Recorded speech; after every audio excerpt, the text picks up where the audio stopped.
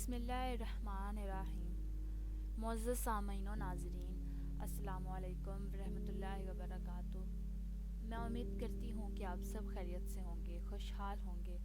میری دعا ہے کہ اللہ تعالیٰ آپ کو خوش اور آباد رکھے۔ آج کی میری اس ویڈیو کا موضوع اسلام میں نکاح کی اہمیت و فضیلت ہے۔ اس سے پہلے کہ میں ویڈیو کا باقاعدہ آغاز کروں، تمام ناظرین جو میرے چینل پر نئے ہیں وہ کائنڈلی چینل کو سبسکرائب کر دیں اور بیل آئیکن کو پریس کر دیں تاکہ اپلوڈ ہونے والی ہر نئی ویڈیو کا نوٹیفیکیشن آپ کو ملتا رہے۔ تو بڑھتے ہیں ویڈیو کے موضوع کی جانب، اسلام میں نکاح کی اہمیت۔ اسلام کی تعلیمات میں عبادات اور معاملات بنیادی اہمیت رکھتے ہیں۔ عبادات ان اعمال کو کہتے ہیں جو بندہ رضائے الہی کے لیے انجام دیتے ہیں اور یہ خدا اور بندے کے درمیان ہوتے ہیں، مثلا نماز، روزہ، زکوٰۃ، حج اور نیکی کے بہت سے کام وغیرہ۔ معاملات ان اعمال کو کہا جاتا ہے جو بندوں کے مابین یا بندوں کے درمیان ہوتے ہیں، جیسے کہ تجارت، لین دین، خرید و فروخت، صنعت و حرفت وغیرہ۔ نکاح ایک ایسا عمل ہے جو عبادت بھی ہے اور معاملہ بھی۔ عبادت اس لیے ہے کہ اس کی تاکید قرآن و سنت میں کی گئی اور یہ انبیاء کرام کی سنت ہے۔ نکاح اس لحاظ سے معاملہ بھی ہے کہ اس میں مرد عورت کو مال کی ایک مقدار ادا کرتا ہے جس کے عوض عورت اس کے لیے حلال ہو جاتی ہے۔ مرد کے دیے گئے مال کو مہر کہا جاتا ہے۔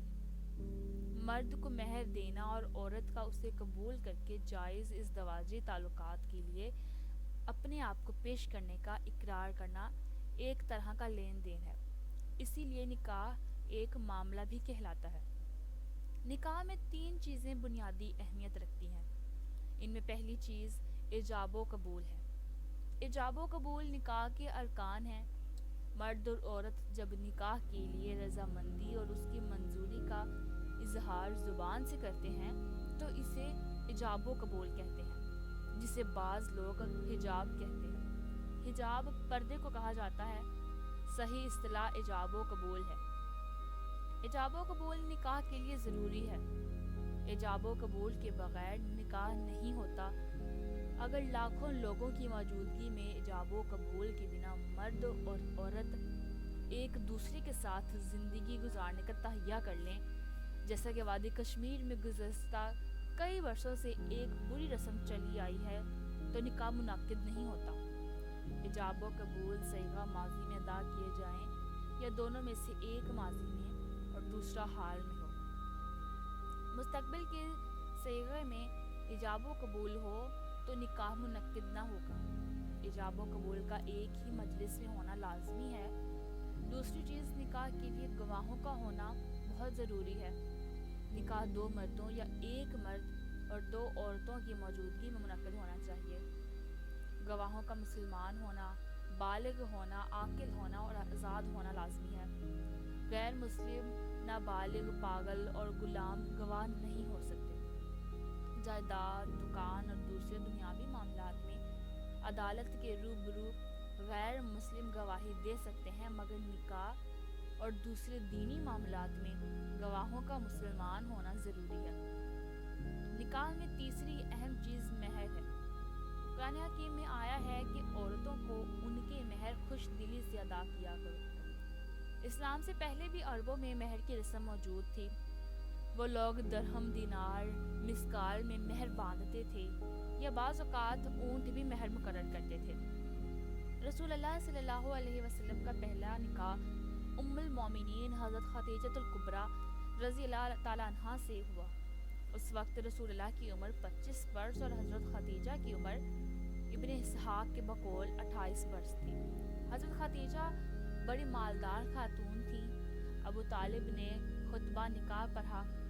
مولانا عبدالشکور لکھنوی کی تحقیق کے مطابق 91 تولے 6 ماشے 1 رتی سونا مہر مقرر ہوا، جبکہ دوسری روایت کے مطابق مہر میں 20 اونٹ مقرر ہوئے۔ یہ ہمارے حساب سے بہت بڑی مقدار ہے، مگر یہ نہیں بھولنا چاہیے کہ ام المومنین بے حد مالدار اور دولت مند تھیں۔ امہات المومنین میں حضرت سعودہ رضی اللہ تعالیٰ عنہ، حضرت عائشہ، حضرت زینب کا مہر 72 تولہ 11 ماشے چاندی تھا، جو ہمارے زمانے کے نرخ کے مطابق تقریباً 66,000 روپے بنتے ہیں۔ حضرت حفصہ رضی اللہ عنہا کا مہر بھی یہی تھا۔ حضرت زینب اور حضرت میمونہ کے بارے میں بھی یہی مہر منقول ہے۔ امہات المومنین میں سب سے زیادہ مہر حضرت ام حبیبہ کا تھا۔ آج جسے ایتھوپیا کہتے ہیں، اسے عرب ابیسینا اور حجش کہتے ہیں، یعنی کہ حبش کہتے ہیں۔ یہ مکہ کے ستائے ہوئے مسلمانوں کے لیے پناہ گاہ تھی۔ مکہ کے مظلوم مسلمانوں نے حبش کی طرف 2 ہجرت کی۔ اسی احسان کی یاد میں مسلمان نے حبش پر کبھی فوج کشی نہیں کی۔ حضرت ام حبیبہ رضی اللہ تعالیٰ عنہا بھی ہجرت کرنے والوں میں شامل تھی۔ حبش میں ان کا شوہر مرتد ہو گیا تو نکاح ٹوٹ گیا۔ حضرت ام حبیبہ قریش کے سردار حضرت ابو سفیان کے دختر تھیں۔ عمرو بن امیہ زمری نے انہیں رسول اللہ صلی اللہ علیہ وسلم کی طرف سے پیغام دیا تو انہوں نے سونے کے 2 کنگن اسے انعام میں دیے۔ حبش کے بادشاہ نجاشی نے خطبہ نکاح پڑھا۔ نجاشی نے حضرت ام حبیبہ کا مہر 104 تولہ سونا مقرر کیا۔ جو امہات المومنین میں سب سے زیادہ تھا وہ یہی ہے، اور رسول اللہ نے اس مہر کو بحال رکھا۔ یہ بات یاد رہے کہ یہ مہر نجاشی بادشاہ نے مقرر کیا جو بادشاہ تھے، اور بادشاہ کے پاس مال و دولت کی کمی نہیں ہوتی۔ نجاشی نے 9 ہجری میں انتقال کیا تو رسول اللہ صلی اللہ علیہ وسلم نے مدینہ منورہ میں ان کا غائبانہ نماز جنازہ پڑھا۔ امہات المومنین میں سب سے کم مہر حضرت ام سلمہ کا ہے۔ ان کا مہر 10 درہم تھا۔ فقہ حنفی میں 10 درہم مہر کی سب سے کم مقدار ہے، اس سے کم مقرر نہیں کی جا سکتی ہے۔ نصاب سرقہ بھی 10 درہم 34 گرام چاندی کے برابر ہے، جس کی مالیت آج کم سے کم 2,380 روپے بنتی ہے۔ رسول اللہ صلی اللہ علیہ وسلم کی بنات طیبات میں حضرت زینب، حضرت ام کلثوم، حضرت رقیہ کا مہر میٹرک سسٹم کے لحاظ سے 1 کلو 531 گرام چاندی ہے، جو آج کے نرخ کے حساب سے 1,05,000 کے برابر ہے۔ حضرت فاطمہ کا نکاح حضرت علی کے ساتھ ہوا، اور حضرت علی کے پاس اپنا مکان بھی نہیں تھا۔ ان کی زرہ 337 درہم ہے۔ حضرت عثمان نے بولی میں خریدی، بعد میں انہوں نے زرہ بھی حضرت علی کو واپس کی۔ 400 مسکال مہر مقرر ہوا، جو میٹرک سسٹم کے لحاظ سے 1 کلو 750 گرام چاندی کے برابر ہے، جس کی مالیت آج کے حساب سے 1,22,500 روپے بنتی ہے۔ اوپر بتائی گئی مہر کی کم سے کم مقدار 10 درہم ہے، مگر مہر کی آخری حد نہیں ہے۔ قرآن کریم میں قنطار کا لفظ آیا ہے۔ ماہرین لغت کے مطابق سونے کی وہ مقدار جو 14 اونٹوں پر بار ہو سکے، یا پہاڑ جتنا سونا یا ڈھیر سارا مال۔ یہاں مراد قنطار سے مال کثیر ہے۔ حضرت عمر نے ایک مرتبہ مال کی حد جو مہر میں دی جا سکے مقرر کرنی چاہیے۔ ایک روایت کے مطابق وہ 40 اقیہ سے زائد مہر پر پابندی لگانے کا ارادہ رکھتے تھے۔ مسجد میں خطبہ دیا اور اپنے ارادے کا اظہار کیا۔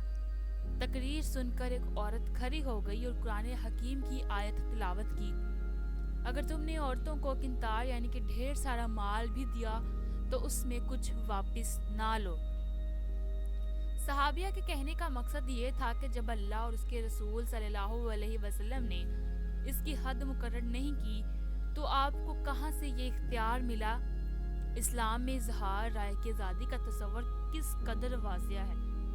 امیر المومنین حضرت عمر رضی اللہ تعالیٰ عنہ عورت کی زبان سے قرآن حکیم کی آیت سن کر یہ کہتے ہوئے نیچے بیٹھ گئے، عورت نے درست بات کہی، مرد غلطی کر گیا۔ 40 اقیہ یعنی کہ 88 گرام چاندی کے برابر ہے، جس کی مالیت 3,42,921 روپے بنتی ہے۔ ایک روایت میں 40 اقیہ کے بجائے 12 اقیہ منقول ہے۔ امہات المومنین اور بنات طیبات کے مہروں کے بارے میں فقہائے کرام کے یہاں جو دوسری روایات آئی ہیں ان کے مطابق کم سے کم موجود بھاؤ کے لحاظ سے 2,380 روپے اور زیادہ سے زیادہ 9,52,560 روپے مہر مقرر کیا گیا ہے۔ مہر کی ایک بڑی اہمیت یہ ہے، اللہ تعالیٰ نے بیان فرمایا ہے کہ مہر ایک لازمی عطیہ ہے، اس میں عورت کے احترام اور شرف کا بھی اظہار ہے اور نکاح کی عظمت کا بھی۔ حدیث میں آیا ہے کہ جس نے مہر کے بدلے کسی عورت سے نکاح کیا اور نیت یہ تھی کہ اسے ادا نہیں کیا کرے گا، وہ زانی ہے، اور جس نے قرض لیا اور نیت یہ تھی کہ اسے واپس نہیں کرنا ہے، وہ چور ہے۔ مہر کا منسوخ کرنا زوجین کے اختیار میں نہیں ہے۔ مہر مقرر کر کے عورت کے اس کے کچھ حصے کو معاف کر سکتی ہے، یا میاں بیوی مقرر کرنے کے بعد باہمی رضامندی سے اس میں حذف و اضافہ کر سکتے ہیں۔ ہدایہ یہ ہے کہ مہر شرعی طور پر واجب ہے تاکہ محل نکاح کے شرف کا اظہار ہو۔